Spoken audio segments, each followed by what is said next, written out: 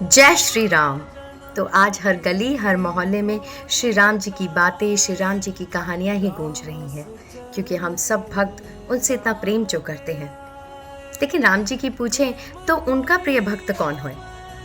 अरे, हम सभी तो प्रिय भक्त बनना चाहते हैं, ये क्या सवाल हुआ। लेकिन ये कठिन है, क्योंकि भगवान के मन को तो वही भाएगा जो पूरी अपनी बुद्धि और आत्मा से उनमें समर्पित हो जाएगा। मेरी आज की कहानी में यही दर्शाया जाएगा कि किस तरह से आप प्रिय भक्त बन सकते हैं भगवान के। आज इतना सुंदर दिन है, आज एक ऐसा दिन है हमारे देश के लिए जिसकी कल्पना भी हम सब नहीं कर सकते थे। जो लोग इस कार्य में जुड़े हुए हैं, जो हम सब हिंदुओं को एक कर रहे हैं, उनके लिए आज की कहानी ये समर्पित है। तो कहानी सुनना तो बनता है, तो शुरू करूं। जय श्री राम। तो कहानी शुरू करूं। तो होता ये है कि एक राजा है जो कि बहुत ही दयालु है, बहुत कृपालु और अपनी प्रजा से बहुत ही प्यार करते हैं। वह अपने इष्ट देवता श्री राम जी को अपनी पूरी बुद्धि, मन और आत्मा से समर्पित हैं। बहुत ज़्यादा, जिसे कहते हैं, प्यार उन्हें अपने इष्ट देवता से था। अब एक रात श्री राम जी उनके सपनों में आते हैं और कहते हैं कि राजन, मैं तुम्हारी भक्ति से बहुत खुश हूँ, मांगो तुम क्या मांगना चाहते हो। अब ये देखकर, श्री राम जी को देखकर वो बहुत प्रसन्न होते हैं और कहते हैं, ये जो प्रसन्नता का उल्लास, ये जो मेरे अंदर है, ये जो मैं इतना खुश महसूस कर रहा हूँ, मैं ऐसे ही चाहता हूँ कि सब लोग ऐसे करें। मेरी प्रजा को आप एक बार अपने दर्शन दें। अब भगवान उन्हें समझाते हैं कि ऐसा नहीं हो सकता, लेकिन तब भी वह हट पे पड़ जाते हैं। तभी भगवान तो भगवान है, भगवान कहते हैं कि ठीक है, कल तुम अपने प्रियजनों को, अपनी प्रजा को लेकर पर्वत के उस पार आ जाना, मैं वही तुम्हारा इंतज़ार करूँगा। अब ये बात सुनकर तो वो बहुत खुश हो जाते हैं। सारे नगर में, सारी जगहों पे, हर जगह पे ये हो जाता है कि कल भगवान से मिलने जाना है राजा के साथ में। अब अगली सुबह होती है और राजा अपनी प्रजा के साथ में, अपने प्रियजनों के साथ निकल जाते हैं। थोड़ी दूर होती है तो देखते हैं कि एक तांबे के सिक्कों का बड़ा पर्वत दिखता है। कुछ लोगों का मन मचलता है और वो फटाफट से जाकर तांबे के सिक्के निकालने लग जाते हैं।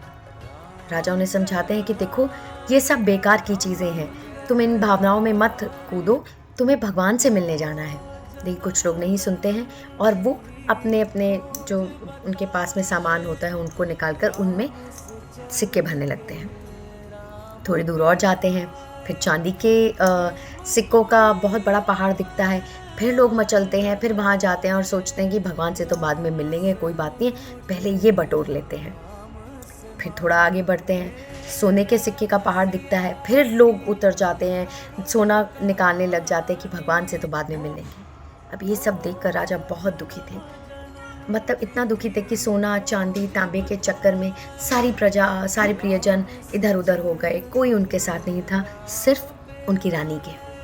वो रानी को अपना दुख बताते हैं कि मैं चाहता हूँ कि सब लोग भगवान के दर्शन करें और ये लोग किस माया के चक्कर में पड़ गए। खैर, रानी कहती है, मैं तो आपके साथ में हूँ, हम साथ में मिलेंगे भगवान से। अब थोड़ा और आगे बढ़ते हैं तो एक हीरो से जड़ा हुआ पर्वत दिखता है। अब तो रानी से भी नहीं रहा जाता। रानी कहती है, बस मैं थोड़े से जो हीरे मोती हैं, जवाहरात है, वो लेकर आती हूँ, ये बहुत सुंदर है, ये तो मैंने ऐसे देखे ही नहीं, और वो भी चली जाती है। राजा बहुत दुखी होते हैं, पहाड़ पे पहुंचते हैं और देखते हैं श्री राम जी वहीं इंतज़ार कर रहे हैं। खैर, श्री राम जी से जो पूछते हैं अपना श्री राम जी पूछते हैं अपना इस राजन से कि क्या हुआ, तुम्हारे सारे प्रियजन और सारे लोग कहाँ चले गए। बहुत दुखी होते हैं, सर झुकाए खड़े होते हैं और कहते हैं कि भगवान, मैं क्या बताऊं, सोने, चांदी और इन सब चक्करों में वह यहाँ आना ही भूल गए। अब भगवान क्या कहते हैं? कहते हैं, राजन, मैं तुम्हें यही समझाना चाहता था, जो लोग भौतिक सांसारिक इन प्राप्तियों के चक्कर में मुझे भूल जाते हैं, सोचते हैं कि मैं कहीं बाद में याद कर लूँगा, पहले ये बटोर लूँ, कभी ये कर लूँ, वो मेरे कभी नज़दीक नहीं आते, उन्हें कभी मेरा स्नेह नहीं मिलता। अब कहानी का जो महत्व है वो क्या कहता है? कहानी का महत्व सिर्फ इतना कहता है कि जो लोग अपनी बुद्धि से, अपने मन से, अपनी पूरी आत्मा से भगवान को समर्पण हो जाते हैं और अपने सर्वलौकिक संबंधों को छोड़कर सिर्फ भगवान से संबंध रखते हैं, वही लोग भगवान के सबसे प्रिय होते हैं। इस कहानी से मैंने क्या सीखा? इस कहानी से मैंने सिर्फ एक ही बात सीखी कि जब हम भगवान पर पूरा यकीन करते हैं, उनका नाम जपते हैं, तो उतना ही यकीन हमें उस बात पे भी होना चाहिए कि वो हमेशा ध्यान रखता है, वो हमेशा है। हम हर बार सिर्फ़ उसको सिर्फ़ मानते हैं, समझते नहीं हैं। सिर्फ़ ये सोचते हैं कि भगवान का नाम लेके ले लेंगे, पूजा पाठ कर लेंगे या फिर कहीं अच्छी जगहों पर जहाँ पे भगवान का मंदिर है वहाँ चले जाएँगे तो हमें संतुष्टि मिल जाएगी या भगवान हमें मिल जाएँगे, ऐसा नहीं होता। आपको अपने पूरे मन से, अपनी पूरी बुद्धि से और अपनी पूरी आत्मा से भगवान को मानना पड़ता है, समझना पड़ता है, सौंपना पड़ता है, तभी आप भगवान के प्रिय बन सकते हैं। खैर ये तो मेरी बात थी, मैं भी उस पद पर ही हूँ।